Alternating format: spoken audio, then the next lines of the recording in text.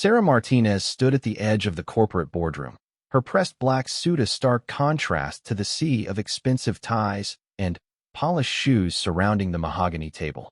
The morning sun streamed through floor-to-ceiling windows, casting long shadows across the faces of 12 men who looked at her with barely concealed skepticism. At 28, she carried herself with the quiet confidence that came from surviving hell and emerging stronger. But, to them, she was just another consultant they'd been forced to hire. "Gentlemen, I'd like you to meet Sarah Martinez from Tactical Solutions Consulting," announced Richard Blackstone, the company's CEO. His voice carried the tone of a man introducing an unwelcome necessity. "She'll be conducting our security assessment and team-building exercises." A few polite nods followed, accompanied by the kind of smiles that never reached the eyes. Sarah had seen these expressions before during her 8 years in the Navy SEALs. The doubt, the assumption that she didn't belong, the quiet certainty that she would fail. "Ms. Martinez," said James Crawford, the head of operations, leaning back in his leather chair with his arms crossed. "I have to ask what qualifies someone so young to advise a company of our caliber on security matters?" Sarah met his gaze steadily. "I spent 8 years as a Navy SEAL, Mr. Crawford. The last 3 as a team leader in special operations. I've conducted security assessments in 47 countries and trained over 300 personnel in high-risk environments." The silence that followed was deafening. Then, like a dam breaking, came the flood of disbelief. "A female SEAL?" scoffed Michael Torres, the financial director. "I thought that was still theoretical." "How many actual combat deployments?" pressed Crawford, his tone suggesting he already knew the answer would disappoint him. 15, Sarah replied simply, "including 2 years in Afghanistan and 18 months in classified operations I'm not authorized to discuss." More skeptical glances were exchanged around the table. These men had built their careers on traditional hierarchies, where age equaled wisdom and gender determined capability. They saw her as an anomaly, a diversity hire meant to check boxes rather than deliver results. "Look, Ms. Martinez," said Robert Chun, the head of security, his voice dripping with condescension. "We appreciate your service, we really do. But corporate security is a different animal than military operations.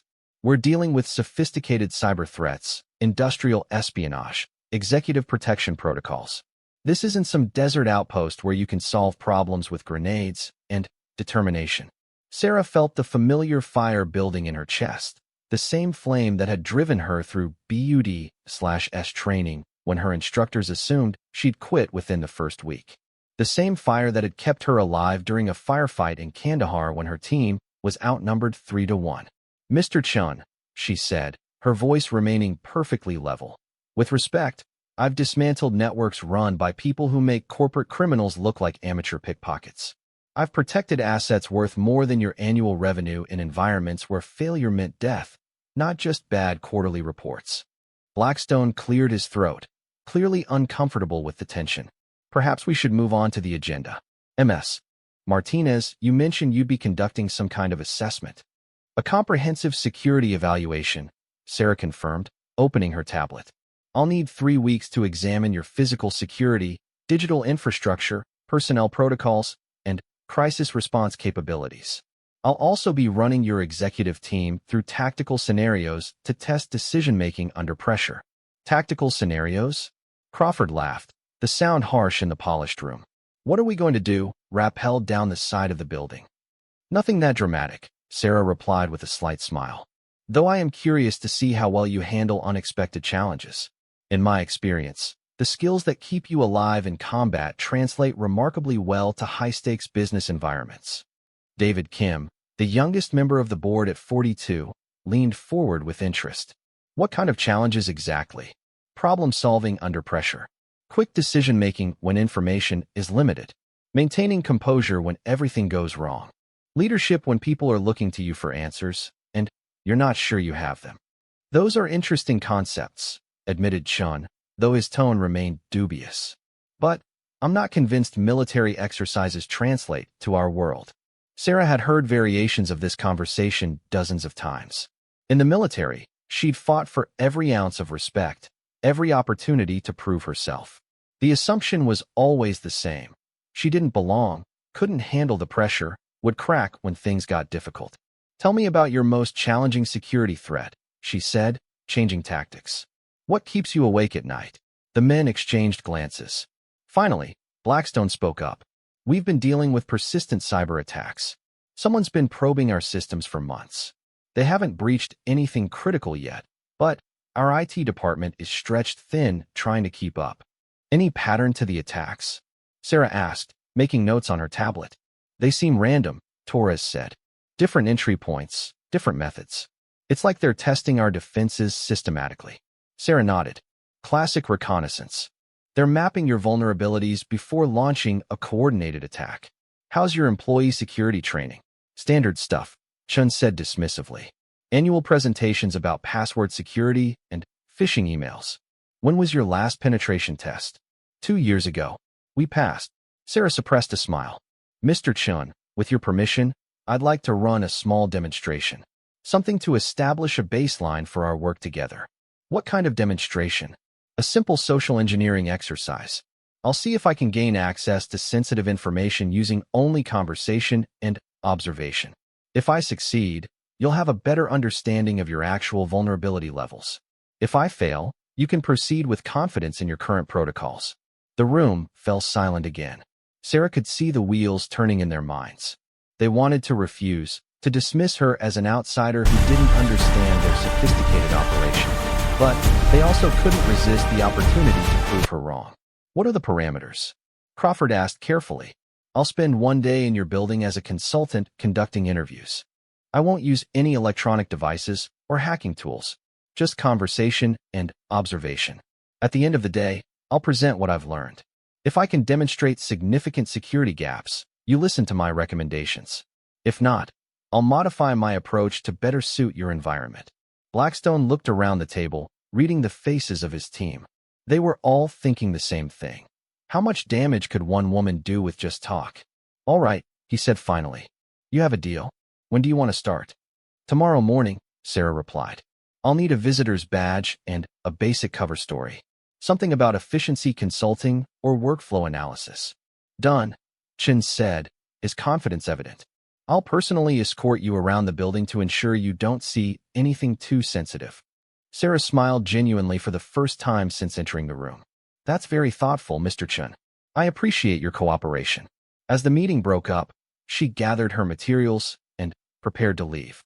The men were already talking among themselves, their voices carrying the easy confidence of people who believed they were about to prove a point. "Martinez," Crawford called out as she reached the door. "I hope you understand, this isn't personal. We just need to be sure we're getting our money's worth." "Absolutely," Sarah replied. "I wouldn't want it any other way." Outside the building, Sarah walked 3 blocks before stopping at a small coffee shop. She ordered a black coffee and found a quiet corner where she could think. Her phone buzzed with a text from her former commanding officer, Captain David Rodriguez. "How's civilian life treating you?" "About the same as military life," she typed back. "Still having to prove I belong. Their loss if they don't figure it out." Sarah smiled at the response.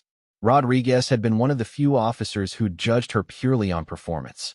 Under his command, she'd led some of the most successful operations in their unit's history.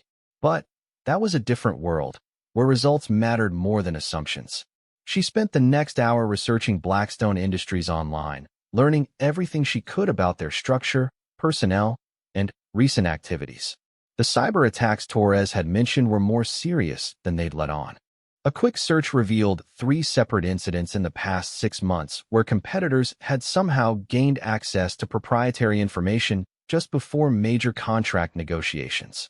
By the time she finished her research, Sarah had identified 7 potential entry points into their security network and 3 employees whose social media profiles revealed enough personal information to make them prime targets for social engineering attacks. The next morning, Sarah arrived at Blackstone Industries at exactly 8 o'clock. She wore a different suit, navy blue this time, with a simple blouse and minimal jewelry. Her hair was pulled back in a professional bun, and she carried a leather portfolio that looked expensive but not flashy. Chin met her in the lobby, his expression polite but wary. "Ms. Martinez, ready for your tour?" "Absolutely. I'm looking forward to learning more about your operation." They started on the ground floor, where Chen explained the building's layout and basic security protocols. Sarah nodded and took notes, playing the role of an interested consultant. But her real attention was focused on the details Chen wasn't mentioning. The security camera blind spots, the prop-open doors, the casual way employees shared access codes. Our IT department is on the 3rd floor, Chen said as they entered the elevator. They're pretty proud of their setup. I'd love to see it, Sarah replied. Technology is such a critical part of modern business security. The IT department was a maze of cubicles and server racks, humming with the quiet energy of a well-oiled machine. Chen introduced Sarah to Tom Bradley, the department head, who seemed genuinely excited to show off their systems. We've got redundant firewalls, intrusion detection software, and encrypted communications across the entire network, Bradley explained as he led them through the department. Plus, we run security updates every week and monitor traffic patterns constantly. Sarah nodded appreciatively. Impressive setup. How do you handle employee access management?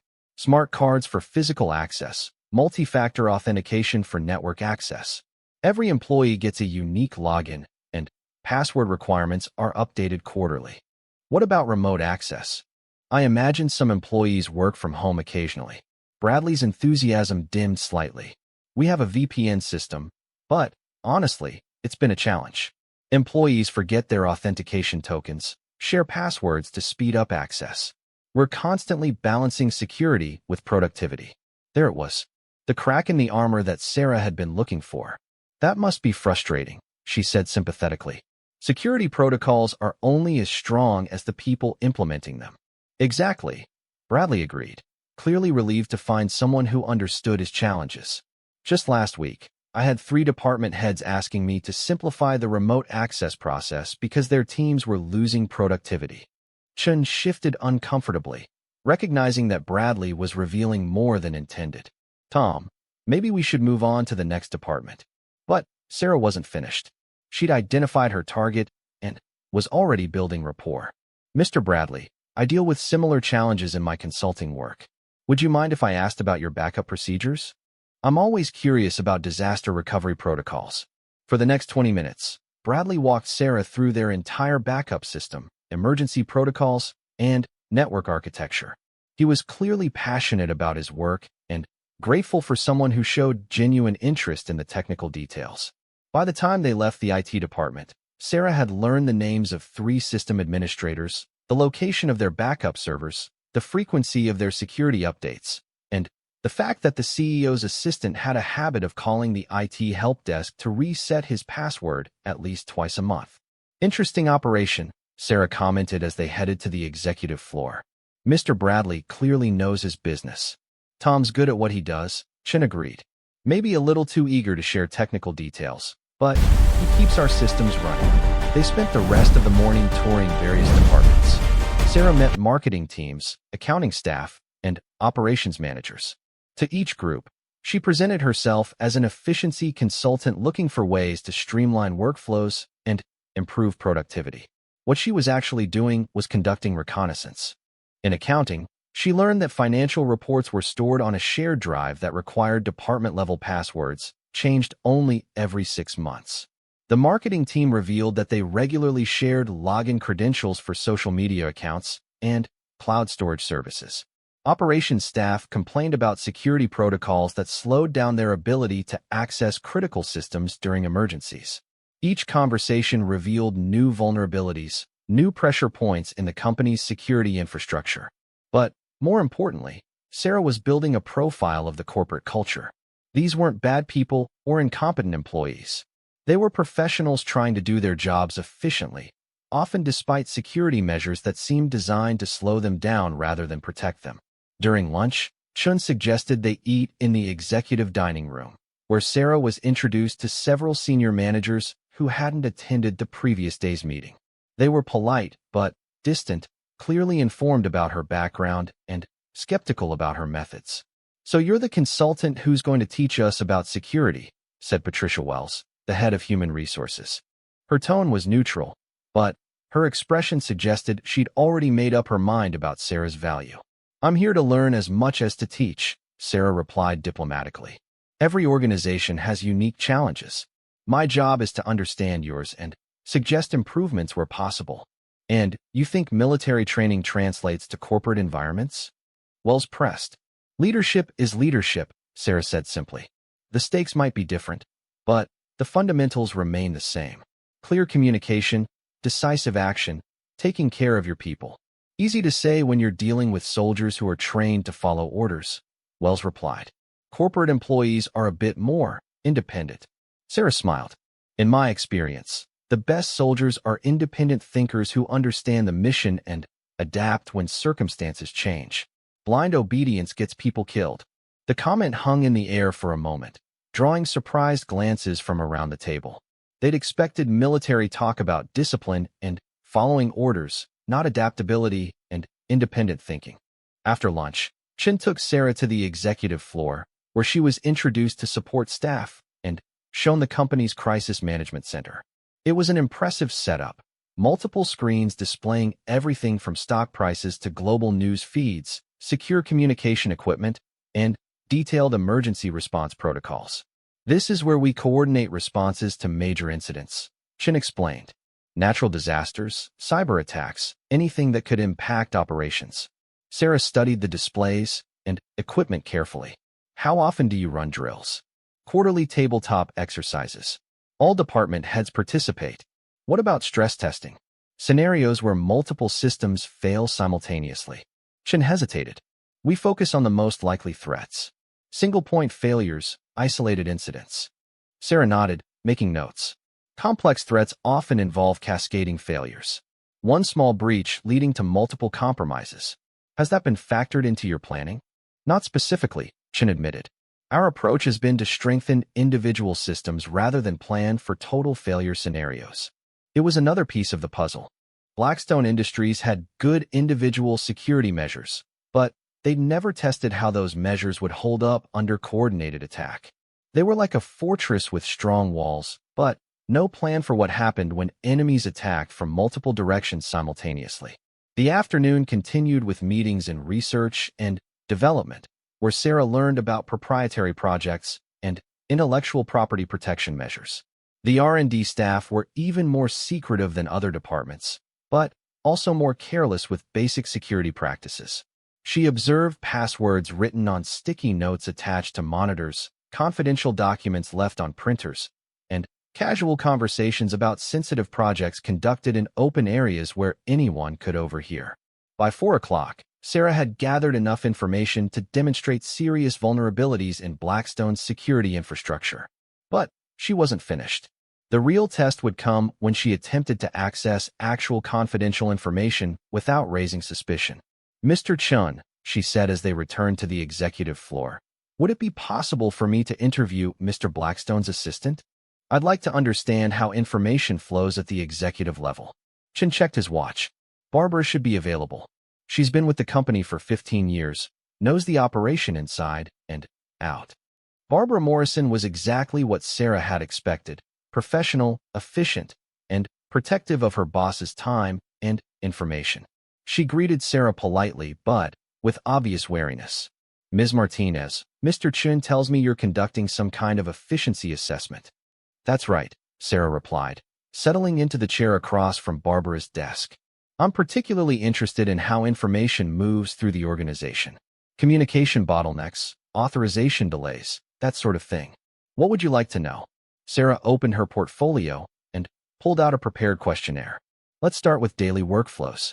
How many people typically need access to executive-level information?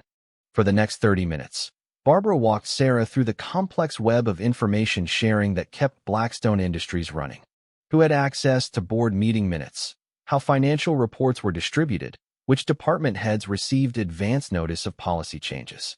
It sounds like you manage a lot of sensitive information, Sarah observed. That must require careful coordination. It does, Barbara agreed. Especially when Mr. Blackstone is traveling. I have to ensure the right people get the right information at the right time, regardless of time zones or schedules. How do you handle urgent communications when he's not available? Barbara smiled proudly. I have full authority to make decisions on his behalf in most situations. After 15 years, I know his priorities and can handle most issues without bothering him. Sarah nodded appreciatively. That level of trust and responsibility is impressive. I imagine you have access to quite a bit of confidential information. I do, Barbara confirmed. Board meeting agendas, contract negotiations, strategic planning documents. Mr. Blackstone trusts me completely. How do you access that information when you're working remotely? I assume you sometimes work from home. Barbara's expression shifted slightly, becoming more guarded. I have secure access to necessary systems. Sarah sensed the hesitation and changed tactics. I'm sorry, I don't mean to pry. I'm just trying to understand how modern executives maintain productivity while ensuring security. It must be challenging to balance efficiency with protection protocols. It is, Barbara admitted, relaxing again. Sometimes the security requirements make simple tasks much more complicated than they need to be. Such as, Barbara glanced around, then leaned forward slightly. Well, for example, accessing the document management system remotely requires 3 different authentication steps. If I'm at home trying to pull together materials for an urgent board meeting, those extra steps can add significant delays. That does sound frustrating. Have you found ways to streamline the process? Barbara hesitated again, clearly debating how much to reveal. Finally, she shrugged. I maintain local copies of frequently accessed documents on a secure drive. It's technically against policy, but it's the only way to maintain productivity when Mr. Blackstone needs immediate information. There it was, the smoking gun Sarah had been looking for. That makes perfect sense, she said sympathetically. Policy writers don't always understand the practical requirements of getting work done. They talked for another 15 minutes about various operational challenges, with Barbara gradually revealing more details about security workarounds and informal information sharing practices. By the time Sarah left her office, she had a complete picture of how confidential information moved through the company and where the vulnerabilities lay. Chin was waiting outside Barbara's office, checking his phone. How did it go? Very productive, Sarah replied truthfully. Barbara clearly has a deep understanding of the organization. She's indispensable, Chin agreed. Ready to call it a day? Actually, I'd like to make one more stop. Could I visit the mailroom? I'm curious about how physical documents are handled. Chin looked surprised but shrugged. Sure, though there's not much to see down there. The mailroom was in the basement, a utilitarian space filled with sorting equipment and storage areas. The staff was small but friendly, happy to explain their procedures for handling incoming and outgoing mail, package screening, and document distribution. What Sarah was really interested in was their trash disposal procedures. We shred everything, explained the mailroom supervisor, a middle-aged man named Frank. Company policy requires destruction of any document that might contain sensitive information. That's good practice, Sarah agreed. How do you determine what needs shredding? If in doubt, shred it out, Frank said with a grin. That's our motto down here. Sarah smiled back. Better safe than sorry. Where do the shredded materials go? Commercial waste disposal. They pick up our shred bins twice a week. And non-paper waste? Standard dumpsters in the parking garage. Picked up daily. Sarah nodded, filing away the information. Even companies with good shredding policies often overlooked electronic waste, broken equipment, and informal notes that employees threw away without thinking. As they headed back upstairs, Chin seemed satisfied that Sarah had seen enough to understand their operation without accessing anything truly sensitive. He had no way of knowing that she'd already identified multiple entry points into their information systems and gathered enough intelligence to plan a comprehensive security breach. Thank you for the tour, Mr. Chun, Sarah said as they returned to the lobby. I'll compile my observations and present my findings to the board tomorrow morning. Looking forward to it, Chun replied, though his tone suggested he was looking forward to proving her wrong rather than learning from her assessment. Sarah left the building and walked to her rental car, her mind already organizing the information she'd gathered. In 8 hours of casual conversation and observation, she'd learned enough about Blackstone Industries to mount a serious attack on their security infrastructure. Sarah arrived at Blackstone Industries the next morning 30 minutes early, carrying a sleek presentation remote and a confident smile that masked the predatory focus burning beneath the surface. She had spent the previous evening crafting a demonstration that would strip away every assumption these executives had made about her capabilities. The boardroom filled gradually as the clock approached 9. The same 12 men who had dismissed her just 2 days ago now sat around the mahogany table, their expressions ranging from skeptical curiosity to barely concealed amusement. They settled into their chairs with the relaxed confidence of people about to witness a minor entertainment before returning to serious business. "Gentlemen," Sarah began, standing at the head of the table without using the podium. "Yesterday you gave me permission to conduct a simple social engineering exercise. The goal was to see if I could gain access to sensitive information using only conversation and observation." She clicked her remote, and the wall-mounted screen displayed a single line of text, "Assessment complete." "Before I share what I discovered," she continued, her voice carrying the calm authority that had once directed teams through hostile territory, "I want to establish some context. In special operations, we have a saying, the enemy gets a vote. No matter how solid your defenses look on paper, real-world threats will find ways to exploit weaknesses you never considered."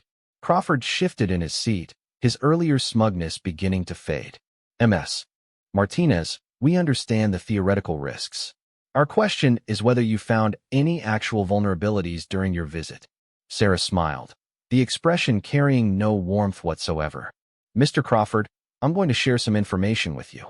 I want you to tell me how concerned you should be about someone outside your organization having access to these details."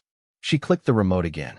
The screen now displayed a detailed organizational chart showing reporting relationships, security clearance levels, and key personnel across every department.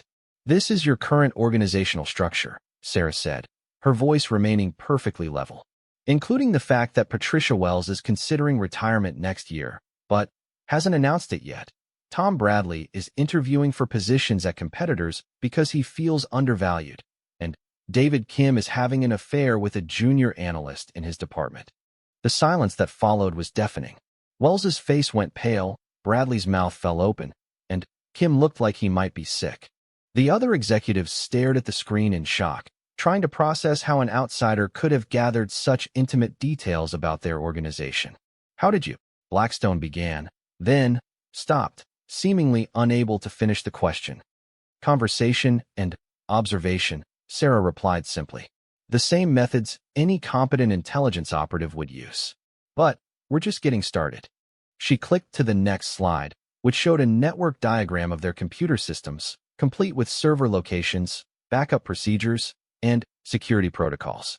"This is your IT infrastructure," she continued, "including the fact that your backup servers are located in a facility that shares space with 3 other companies. Your security updates are always installed on Friday afternoons when minimal staff are available to monitor for problems. And your remote access system is compromised by employees who found creative ways to bypass authentication requirements." Tom Bradley stood up abruptly. "That's impossible. You weren't given access to any technical systems." "I didn't need access to systems, Mr. Bradley. I needed access to people. And people, as you've discovered, are remarkably willing to share information when approached correctly." Sarah clicked again. The new slide showed financial data, including revenue projections, contract negotiations in progress, and competitive intelligence that was supposed to be known only to the executive team. "Your Q4 projections show a 15% revenue increase contingent on closing 3 major contracts currently in negotiation," she said, watching the color drain from Torres's face. "You're concerned about Meridian Industries underbidding on the Patterson account, and you've developed proprietary technology for the Wilson project that you believe gives you a competitive advantage." Torres gripped the edge of the table. "Those details were discussed in closed executive sessions. Only the people in this room have access to that information. Plus assistants, administrative staff, IT personnel who maintain your systems, and anyone who's ever handled documents related to these projects," Sarah corrected. "Information has a way of spreading through organizations, Mr. Torres. The question is whether you're controlling that spread or simply pretending it's not happening." She advanced to the next slide, which displayed detailed floor plans of the building, including security camera locations, access control points, and emergency protocols. "Your physical security measures are impressive on the surface," she continued, "but they're designed to stop traditional threats. Forced entry, conventional theft, obvious attempts at unauthorized access. They're not designed to stop someone who looks like they belong and acts like they have permission to be there. Shin found his voice, though it came out as more of a croak. The floor plans, those are classified documents, which are stored in a filing cabinet in the security office, Sarah replied. A filing cabinet that's left unlocked during business hours because guards need quick access during emergencies. The same security office that anyone with visitor credentials can access if they claim to be meeting with security personnel. She clicked once more, and the screen filled with personal information about each executive. Home addresses, family details, travel schedules, and personal security vulnerabilities. Mr. Blackstone, your wife volunteers at the Children's Hospital every Tuesday morning, and you pick up your dry cleaning at Peterson's on 5th Street every Thursday afternoon. Mr. Crawford, your daughter attends private school downtown, and you always arrive exactly 15 minutes early to pick her up. Mr. Chun, you have a standing dinner reservation at Roberto's every Friday night, and you always request the same corner table. The room erupted. This is completely inappropriate, Wells exclaimed, her professional composure finally cracking. How dare you investigate our personal lives? I didn't investigate anything, Sarah replied calmly. I listened. You shared these details yourselves during casual conversations. Mr. Blackstone mentioned his wife's volunteer work when explaining why he needed to leave early one day. Mr. Crawford talked about his daughter's school when someone asked about traffic patterns downtown. Mr. Chun recommended Roberto's to a colleague and mentioned his weekly reservations. She turned off the presentation and faced the room directly. Gentlemen, in 8 hours of conversation and observation, I gathered enough intelligence to plan a comprehensive attack on your organization. I know your systems, your people, your routines, and your vulnerabilities. I could disrupt your operations, steal your intellectual property, or manipulate your decision-making processes. And I did it all by being polite, professional, and interested in your work. Crawford had recovered enough to speak, though his voice shook with anger. This was supposed to be a simple demonstration, not an invasion of privacy. Mr. Crawford, Sarah said, her tone becoming harder. Do you think the people trying to steal your technology or manipulate your stock price care about privacy? Do you think foreign intelligence services or corporate espionage teams are going to limit themselves to polite conversation? She moved around the table, making eye contact with each executive as she spoke. You're facing sophisticated threats from people who've trained for years to exploit exactly the vulnerabilities I've just demonstrated. They're not going to announce themselves or ask permission. They're going to smile, ask innocent questions, and walk away with everything they need to destroy your company. Blackstone finally found his voice. What do you recommend we do? First, acknowledge that your current security model is fundamentally flawed, Sarah replied. You've focused on technological solutions without considering human factors. Your employees aren't malicious, but they're not trained to recognize and resist social engineering attacks. She moved to the whiteboard and began sketching a simple diagram. Second, implement a comprehensive security awareness program. Not annual presentations about password safety, but ongoing training that teaches people to recognize manipulation attempts and respond appropriately. The diagram grew more complex as she talked, showing interconnected layers of security measures. Third, compartmentalize information access. Not everyone needs to know everything about your operations. Create information silos that limit the damage from any single breach. Torres raised his hand hesitantly. How do we balance security with operational efficiency? People need information to do their jobs. By implementing graduated access controls, Sarah explained, adding more details to her diagram. People get access to exactly the information they need for their specific responsibilities, nothing more. And that access is regularly reviewed and updated. She turned back to face the room. Fourth, test your security measures regularly. Not just technological penetration testing, but social engineering assessments, physical security evaluations, and crisis response drills that assume multiple simultaneous failures. Kim spoke up, his voice quiet but urgent. How do we know if we're being targeted right now? If someone like you can gather this much information in a single day, what might organized criminals or foreign agents have already learned? Sarah nodded approvingly. It was the first intelligent question anyone had asked. You audit everything, she said simply. Information flows, access patterns, communication channels. You look for anomalies, inconsistencies, and signs that someone might be conducting reconnaissance. She moved back to the whiteboard and drew a new section. You also implement counterintelligence measures, deliberate misinformation designed to identify and track potential threats. If false information shows up in the wrong places, you know you have a problem. Bradley raised his hand. This sounds incredibly complex and expensive. How do we justify the cost? Sarah set down her marker and looked at him directly. Mr. Bradley, what's your annual revenue? About 800 million. And your profit margin? Roughly 12%. Sarah did quick mental math. So you're generating about 96 million in annual profit. A comprehensive security breach could cost you anywhere from 50 to 200 million in direct losses, regulatory fines, and reputation damage. How much are you willing to spend to protect a billion-dollar company? The room fell silent as the executives processed the numbers. Furthermore, Sarah continued, the cyber attacks Mr. Torres mentioned yesterday aren't random probes. They're systematic reconnaissance, exactly like what I conducted yesterday. Someone is mapping your vulnerabilities in preparation for a coordinated attack. Torres leaned forward. How can you be sure? Because that's how professionals operate, Sarah replied. Amateur attackers look for quick scores and easy targets. Professionals spend months studying their targets, gathering intelligence, and planning multi-stage operations. The pattern Mr. Torres described matches advanced persistent threat behavior. She returned to the whiteboard and drew a timeline. First, they probe your systems to understand your defenses. Then, they gather human intelligence to identify social engineering opportunities. Finally, they combine technological and social attacks to achieve their objectives. Chen had been silent throughout the presentation, but now he spoke up. Assuming you're right, what's their likely objective? Industrial espionage? Financial theft? Sarah considered the question carefully. Given your business model and the sophistication of the attacks, I'd say intellectual property theft is most likely.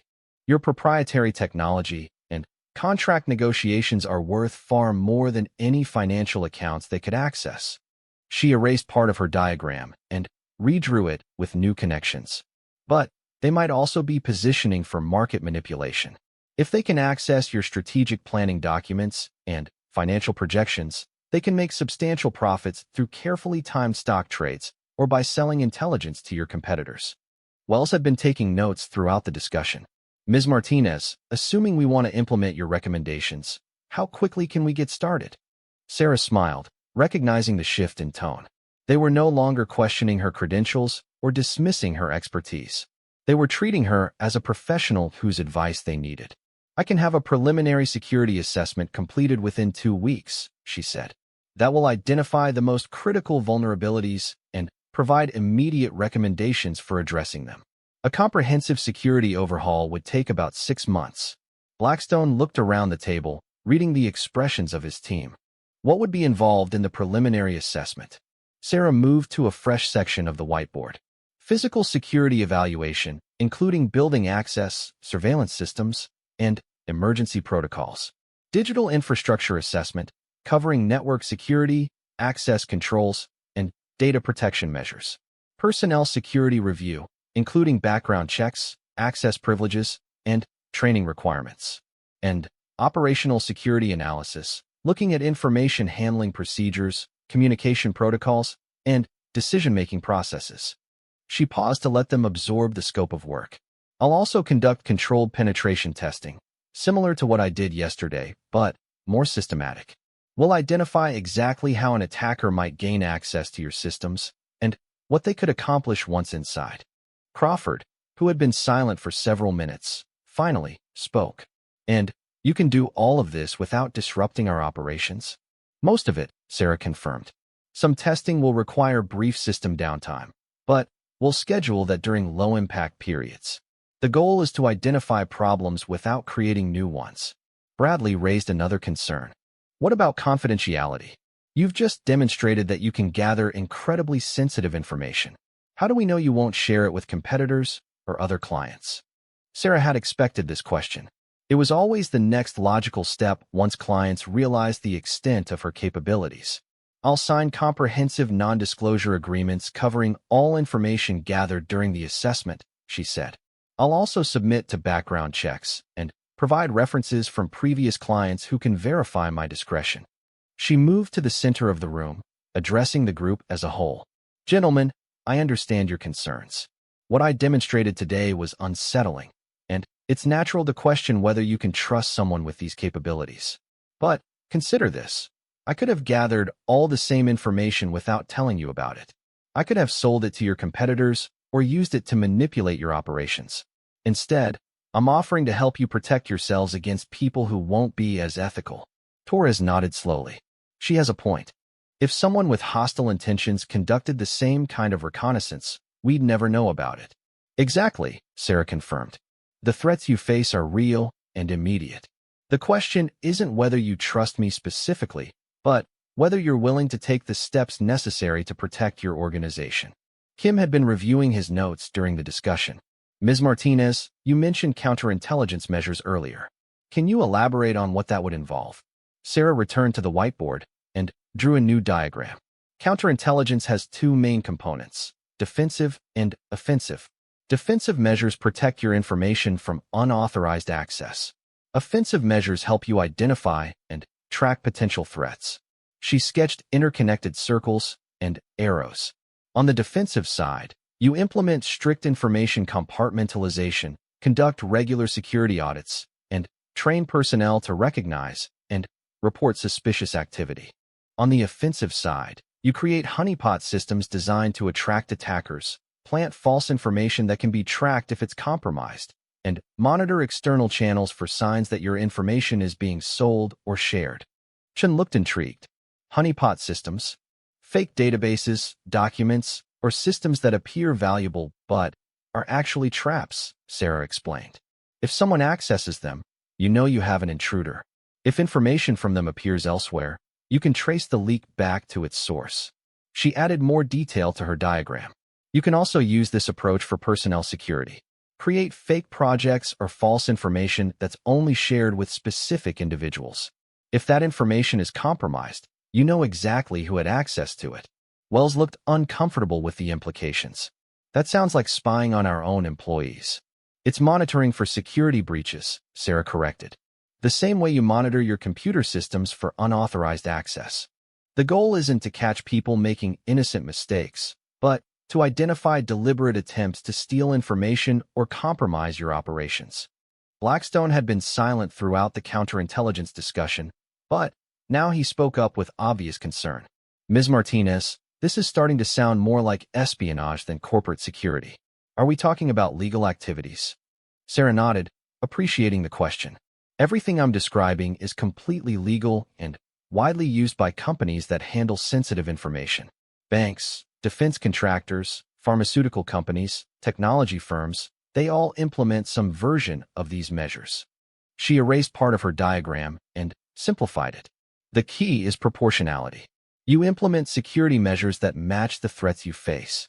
A small regional business doesn't need the same protections as a multinational corporation handling billions of dollars in intellectual property.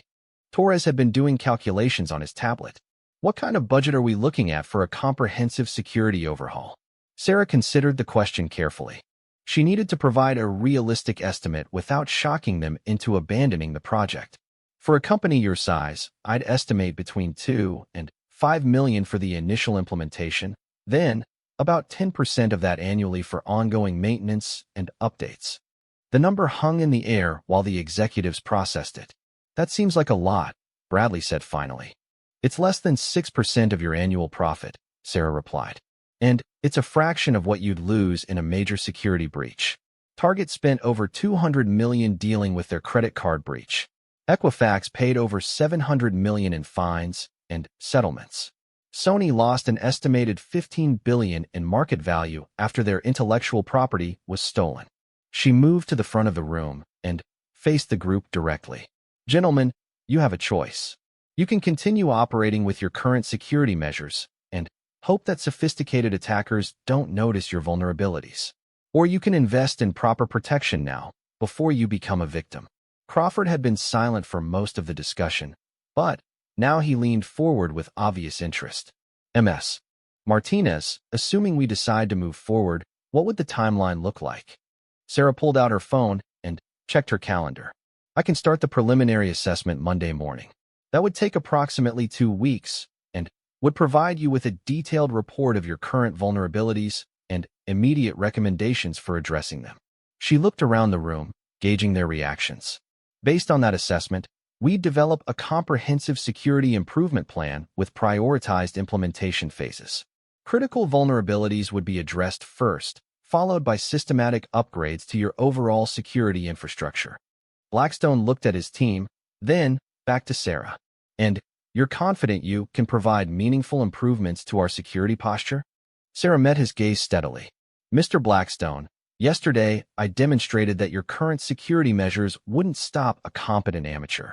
I'm offering to build defenses that will challenge sophisticated professionals. She gestured toward the whiteboard covered with her diagrams and notes. More importantly, I'm offering to train your team to maintain those defenses. Security isn't a one-time installation. It's an ongoing process that requires constant attention and regular updates. Kim raised his hand. What kind of training would be involved? Every employee would receive basic security awareness training covering social engineering recognition, information handling procedures, and incident reporting protocols, Sarah explained. Department heads would get advanced training in risk assessment and security management. Your IT team would receive specialized training in threat detection and response. She pointed to different sections of her diagram. We'd also establish a security committee with representatives from each department. They'd be responsible for implementing new policies, monitoring compliance, and coordinating responses to security incidents. Wells had been taking detailed notes throughout the discussion. How would you measure the effectiveness of these improvements? Through regular testing and assessment, Sarah replied. Quarterly penetration tests, annual social engineering exercises, and ongoing monitoring of security metrics. We'd also track incident reports, compliance rates, and employee confidence levels. She moved to a clean section of the whiteboard. Most importantly, we'd establish clear benchmarks for success. Specific targets for reduced vulnerability levels, improved response times, and enhanced threat detection capabilities. Torres looked up from his calculations. Ms. Martinez, if we decide to proceed, when could you start? Sarah checked her calendar again. I have one other commitment to finish first, but I could begin your preliminary assessment 2 weeks from Monday. That would put us on track to have initial recommendations ready before the end of the quarter. Blackstone looked around the table one final time, reading the faces of his executives. The skepticism and dismissiveness that had dominated their first meeting was gone, replaced by serious consideration and growing concern about their security vulnerabilities. Ms. Martinez, he said finally, I think we need to discuss this internally before making a final decision. Can you give us until tomorrow to deliberate? Sarah nodded and began gathering her materials. Of course, this is a significant decision that deserves careful consideration. She paused at the door and turned back to address the room. Gentlemen, regardless of whether you choose to work with me specifically, please take action to address the vulnerabilities I've identified. Your current security posture is not adequate for the threats you're facing.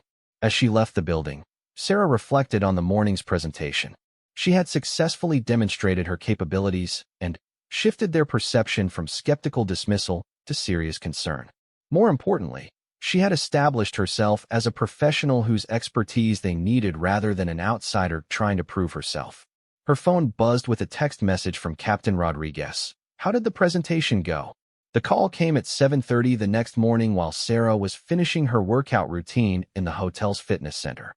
She had been expecting it, though perhaps not quite this early. Ms. Martinez? This is Richard Blackstone. I hope I'm not calling too early.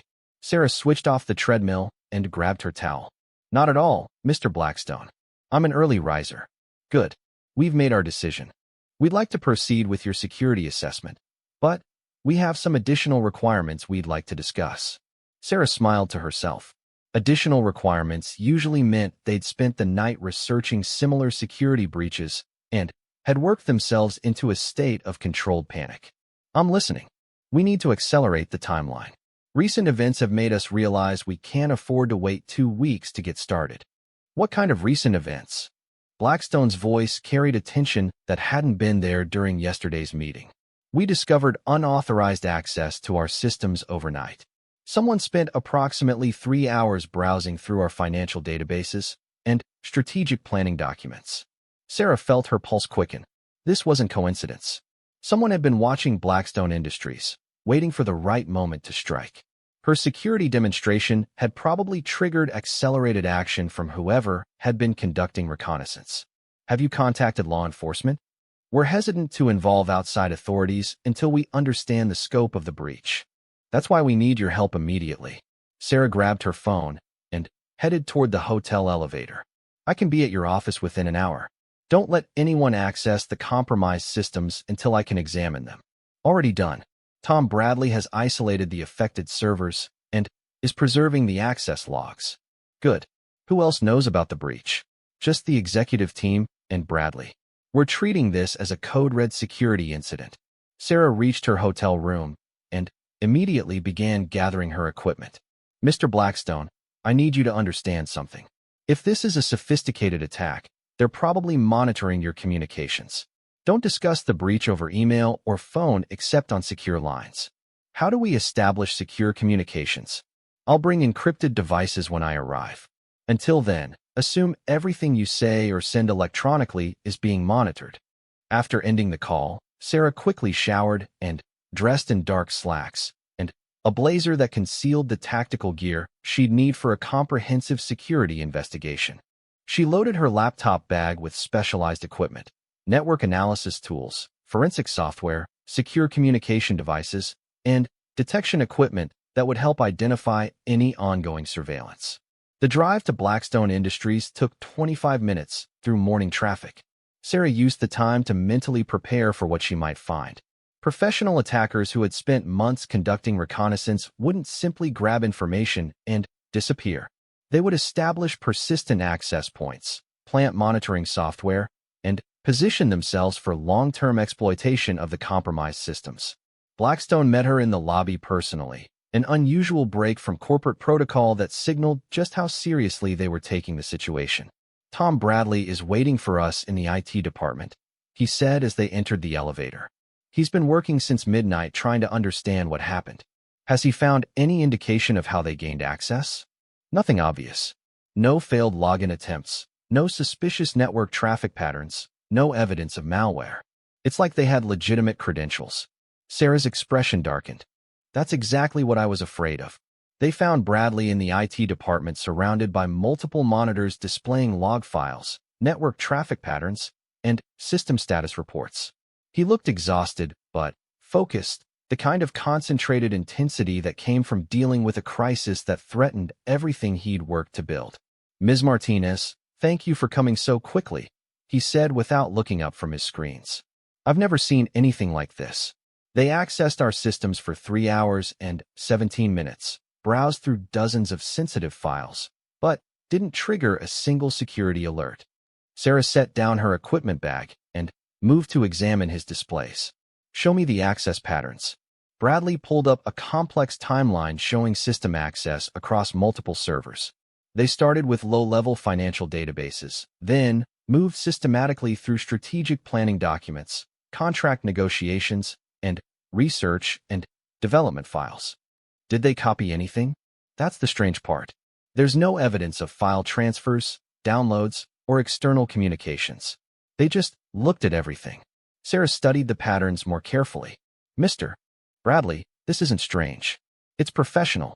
They're not stealing information yet. They're cataloging what's available for future theft. She pointed to specific entries in the log files. See how they accessed files in alphabetical order within each directory? They're creating a comprehensive inventory of your information assets. This is intelligence gathering, not opportunistic theft. Blackstone moved closer to examine the screens. What does that mean for us? It means you're dealing with a sophisticated adversary who's planning a long-term operation, Sarah replied. They're not interested in quick financial gain. They want sustained access to your most valuable information. She pulled a forensic analysis device from her equipment bag and connected it to Bradley's network monitoring station. Mr. Bradley, I need to examine your authentication systems. Someone accessed your network using legitimate credentials, which means either they've compromised an authorized user account or they've found a way to create their own access. For the next 2 hours, Sarah conducted a systematic analysis of Blackstone's network security. What she found was both better and worse than she'd expected. Better because their technical security measures were reasonably robust. Worse because the attackers had bypassed those measures entirely by exploiting human vulnerabilities. Here's what happened, she announced, calling Blackstone and Bradley to her workstation. The attackers didn't break your technology. They convinced your people to give them access. She displayed a series of email messages on the main monitor. 3 weeks ago, someone contacted 5 of your employees claiming to be conducting a security audit on behalf of your insurance company. They requested verification of system access procedures, including demonstration logins to ensure compliance with security policies. Bradley's face went pale. The insurance audit. I remember getting questions about that. I told people to cooperate fully. 2 of your employees actually performed demonstration logins while the auditors were allegedly monitoring their compliance, Sarah continued. Those sessions were recorded, giving the attackers everything they needed to duplicate your authentication process. Blackstone slammed his hand down on the desk. How could we have been so stupid? You weren't stupid, Sarah corrected. You were manipulated by professionals who've spent years perfecting these techniques. This is exactly the kind of attack I warned you about yesterday. She switched to a different screen showing network access patterns. Once they had working credentials, they waited 3 weeks before using them. That delay served 2 purposes. It ensured the employees who'd been compromised wouldn't connect their demonstration logins to any subsequent breach, and it gave them time to observe your security monitoring patterns. Bradley was frantically taking notes. How do we know they don't still have access? We don't, Sarah said bluntly. In fact, I'm assuming they do. Professional attackers always establish multiple access points and backup entry methods. Closing the credentials they used last night won't stop them. She opened her equipment bag and began removing more sophisticated analysis tools. Mr. Blackstone, we need to implement emergency security protocols immediately. I'm going to conduct a complete network forensics analysis, but that will take several hours. In the meantime, we need to assume your systems are actively compromised. What kind of emergency protocols? Sarah connected a secure tablet to the network and began running deep-skin security software. First, all external communications should be conducted using encrypted devices that aren't connected to your main network. I brought several that we can use for coordination. She handed Blackstone and Bradley each a ruggedized tablet configured with military-grade encryption. Second, all sensitive operations should be conducted offline until we can verify system integrity. No strategic planning discussions over email, no confidential file sharing through your normal systems, no financial transactions that aren't absolutely necessary. Bradley looked overwhelmed. How do we run a business under those conditions? Very carefully, Sarah replied. And temporarily. The goal is to limit the damage until we can purge your systems of unauthorized access. She moved to his workstation and began installing forensic analysis software. Third, we need to identify all employees who might have been targeted for social engineering attacks. I'll need access to your email servers to analyze communications patterns and identify suspicious contacts. Blackstone nodded grimly. Whatever you need. How long before we know the full extent of the breach? 48 to 72 hours for a preliminary assessment, Sarah said, her fingers flying across the keyboard as she configured the analysis software. Full forensics analysis will take about a week.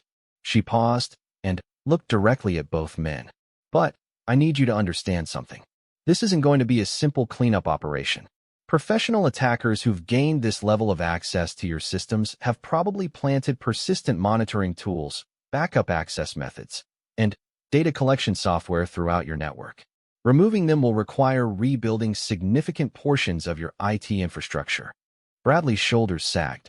You're talking about weeks of work and hundreds of thousands of dollars in costs. I'm talking about survival, Sarah corrected sharply. If these attackers achieve their objectives, you could lose everything.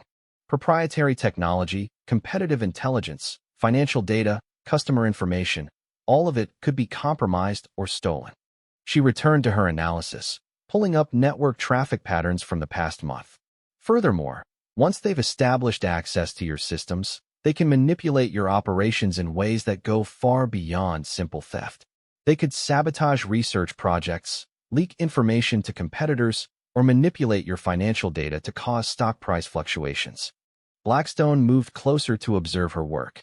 Is there any way to determine their ultimate objective? Sarah pointed to specific patterns in the data she was analyzing. Based on the files they accessed, I'd say intellectual property theft is the primary goal. They spent the most time examining your research and development databases and your strategic planning documents. They're particularly interested in your proprietary technology and your upcoming product launches. She switched to a different analysis screen. But they also spent significant time in your financial systems and competitive intelligence files. That suggests they're either working for a competitor or they're positioning for market manipulation attacks. Bradley had been quiet during this exchange, but now he spoke up with obvious concern. Ms. Martinez, if they have access to our R&D databases, they could steal years of research and development work. That's exactly what they're planning to do, Sarah confirmed. Professional attackers don't just steal information, they steal it strategically. They'll wait until your research is nearly complete, then leak it to competitors or patent it themselves. She pulled up a timeline showing the progression of the attackers' interests. Look at this pattern. They started with general corporate information, moved to financial data, then focused increasingly on research and development files. They're systematically identifying your most valuable intellectual property. Blackstone studied the timeline with growing alarm. Our Wilson Project technology, if that gets out before we can patent it, you'd lose your competitive advantage and potentially face patent challenges from competitors who independently developed similar technology, Sarah finished. It's a classic corporate espionage scenario. She saved her analysis and turned to face both men directly. Gentlemen, you're facing a sophisticated, well-resourced adversary who's been planning this operation for months. They're not going to simply disappear now that they've been detected. They're going to accelerate their activities and try to extract maximum value before you can stop them. Bradley was rapidly making notes on his secure tablet. What's our next step? We fight back, Sarah said simply. But we do it smart. First, we complete the forensics analysis to understand exactly what they've accessed and what tools they've planted in your systems. She moved to the whiteboard and began sketching a tactical response plan. Second, we implement counterintelligence measures designed to feed them false information while we track their activities. If we're clever, we can turn their own intelligence gathering against them. Blackstone looked intrigued. How would that work? Sarah drew interconnected arrows and decision trees on the whiteboard. We create false research projects, fake financial data, and misleading strategic plans. We make sure this false information is accessible through the same channels they've been using to steal real data. When they act on the false information, we'll know exactly who they are and how they're using your intelligence. She added more detail to her diagram. Third, we quietly rebuild your security infrastructure from the ground up. New authentication systems, fresh network architecture, completely revised access controls. We essentially create a new secure environment while maintaining the appearance that they still have access to the old compromised systems. Bradley was studying her plan with growing excitement. That's brilliant. We make them think they're still stealing valuable information while we actually protect our real assets. Exactly, Sarah confirmed. But it requires absolute operational security. Only the people in this room can know about the real plan. Everyone else has to believe we're simply responding to a security breach with standard defensive measures. Blackstone had questions about the complexity of the operation. How long would this kind of counterintelligence operation take? 3 to 6 months for full implementation, Sarah replied. But we can begin feeding them false information within a few days. The key is patience and discipline. We have to let them think they're winning while we systematically undermine their entire operation. She turned from the whiteboard and looked at both men seriously. This approach has risks. If they discover our deception, they might retaliate by destroying your systems or releasing information publicly. But if we do nothing, they'll systematically steal everything valuable about your company. Bradley was already thinking through the technical implementation. We'd need to maintain the old systems as a kind of digital honeypot while building new secure systems in parallel, right? And we need to carefully control information flow between the two environments. Real information stays in the secure systems. False information gets placed where the attackers can find it. Sarah began packing her analysis equipment back into her bag. Mr. Blackstone, this is going to be the most complex security operation your company has ever undertaken. It will require significant resources, absolute secrecy, and perfect execution. Are you prepared for that level of commitment? Blackstone didn't hesitate. Ms. Martinez, if these attackers succeed, they could destroy everything we've built. Whatever it takes to stop them, we'll do it. Good. Because we're going to war against people who've been planning this attack for months. The only way to win is to be smarter, more patient, and more ruthless than they are. Sarah finished packing her equipment and shouldered her bag. I'll need a secure workspace where I can coordinate our response without being detected. Somewhere off-site with encrypted communications and no connection to your main network. Bradley suggested, we have a small office in the building next door that we use for overflow storage. It has independent internet access and hasn't been connected to our main systems. Perfect. I'll need it configured with dedicated workstations and secure communications equipment by tomorrow morning. Can you handle that without raising suspicions? Absolutely. I'll tell people we're setting up a temporary disaster recovery center in response to the security incident. Sarah nodded approvingly. Good thinking. That provides cover for unusual equipment and restricted access. She moved toward the exit, then paused and turned back. One more thing. From this point forward, assume all of your normal communications are monitored. Use only the encrypted devices I provided for any discussion related to our counterintelligence operation. If you need to communicate something sensitive and you don't have your secure device available, don't communicate it at all. Blackstone and Bradley nodded their understanding. Ms. Martinez, Blackstone said as she reached the door, I want you to know that you have complete authority to implement whatever measures you think are necessary. Budget, personnel, equipment, whatever you need. Sarah smiled grimly. Thank you, Mr. Blackstone. Before this is over, you're going to need every advantage you can get. As she left the building, Sarah's mind was already racing through the tactical challenges ahead. She was no longer just a consultant trying to prove her worth to skeptical executives. She was a warrior preparing for battle against a sophisticated adversary who had already demonstrated their capabilities. Her phone buzzed with a secure text from Captain Rodriguez. Heard through the grapevine that you've got something interesting going on. Just started a new kind of deployment, she typed back. Corporate warfare instead of conventional warfare. Same skills, different environment. Sarah smiled as she reached her car. Exactly. And the enemy just made their first mistake. What's that? 2 weeks into the counterintelligence operation, Sarah stood in the secure command center she'd established in the building adjacent to Blackstone Industries, surrounded by monitors displaying network traffic, communication intercepts, and the carefully orchestrated flow of false information into enemy hands. The space hummed with the quiet intensity of a military operation, complete with encrypted communications equipment, isolated computer systems, and tactical displays that would have looked at home in any special operations command post. The transformation in Blackstone's executives had been remarkable.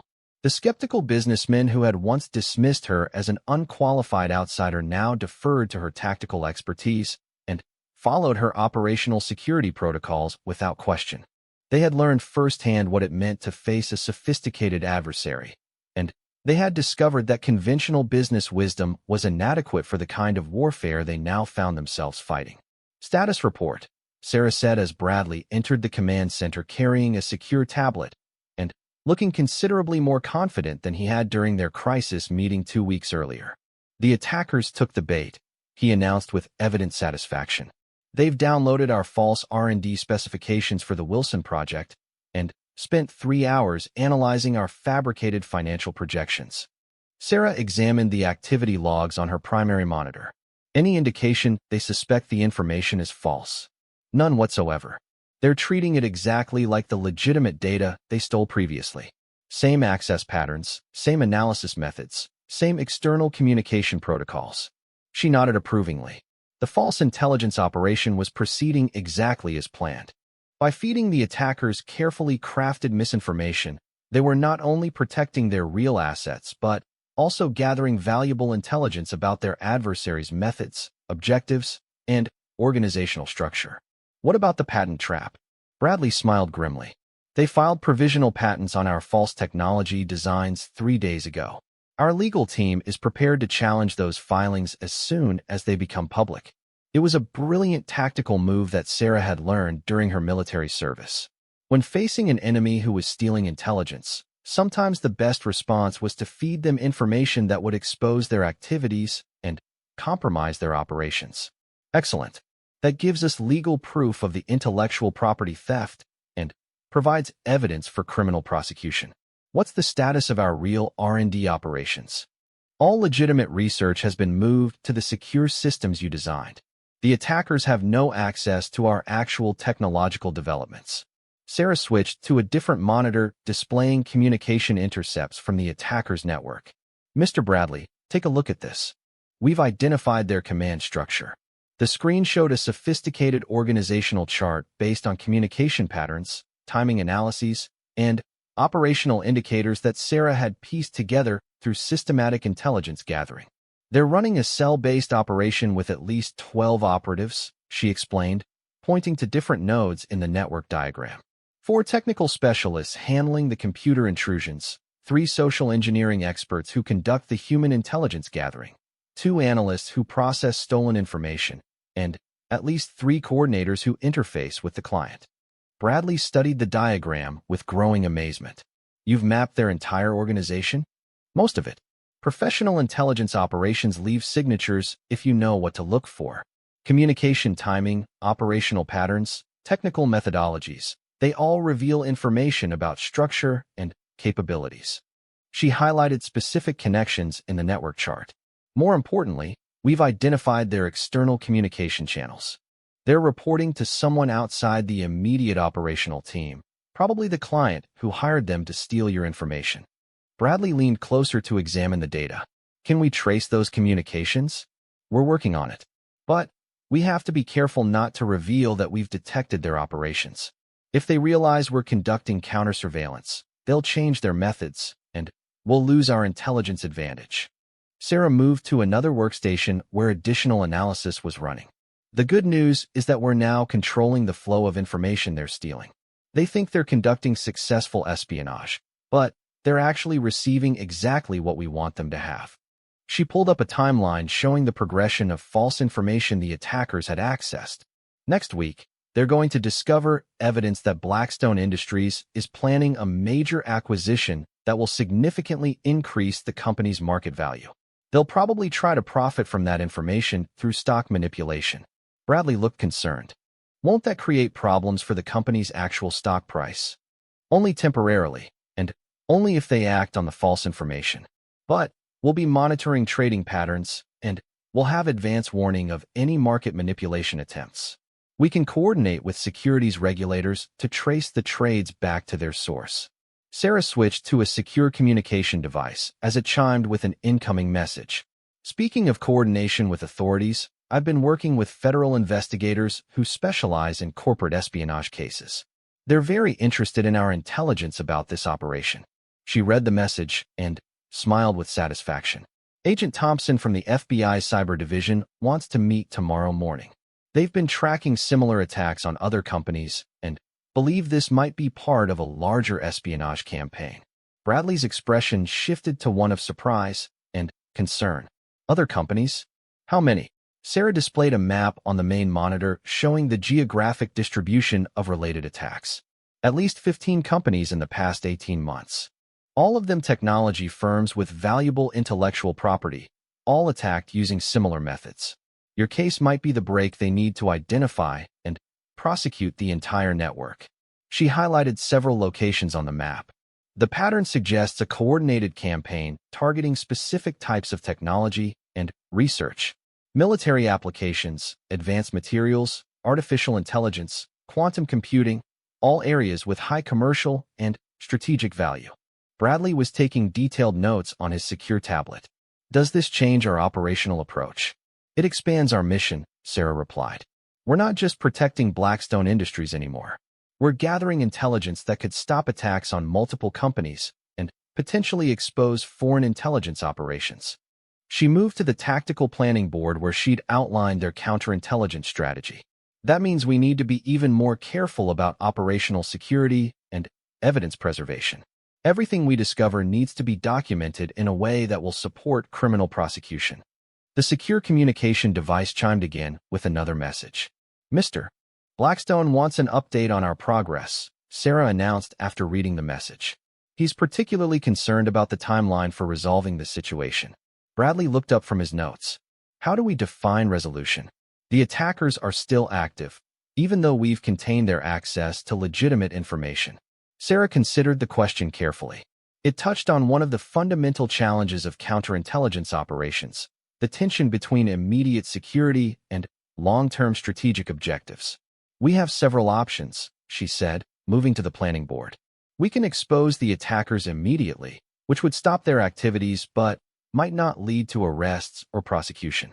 We can continue the deception operation until we've gathered enough evidence for criminal charges.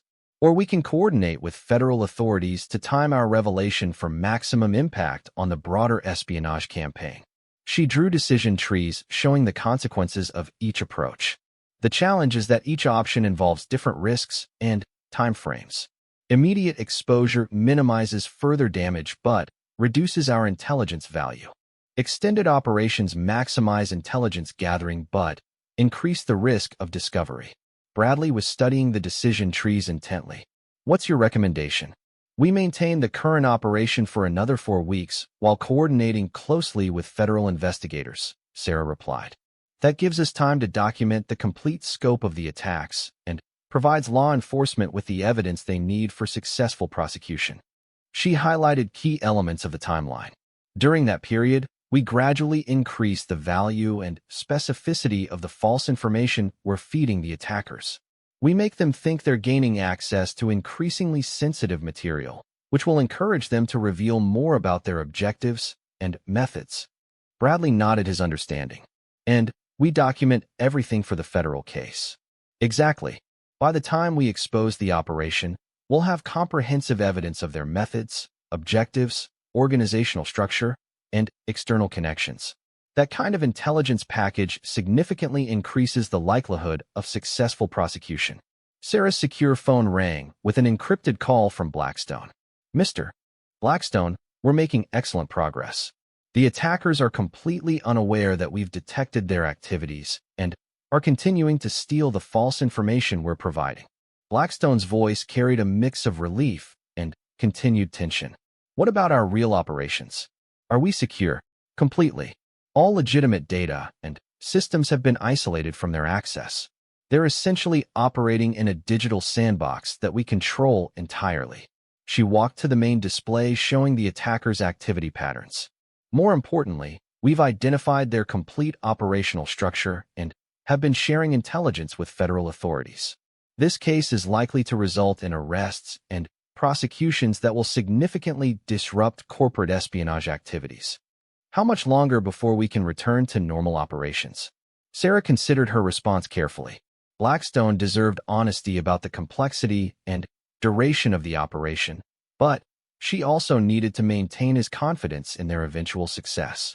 Another 4 weeks for the active counterintelligence phase, then approximately 6 weeks to completely rebuild your security infrastructure and implement permanent protective measures. Call it 10 weeks total for full resolution. There was silence on the line while Blackstone processed the timeline. Ms. Martinez, I want you to know that the board has complete confidence in your handling of this situation. Whatever you need to bring this to a successful conclusion, you have our full support. Thank you, Mr. Blackstone.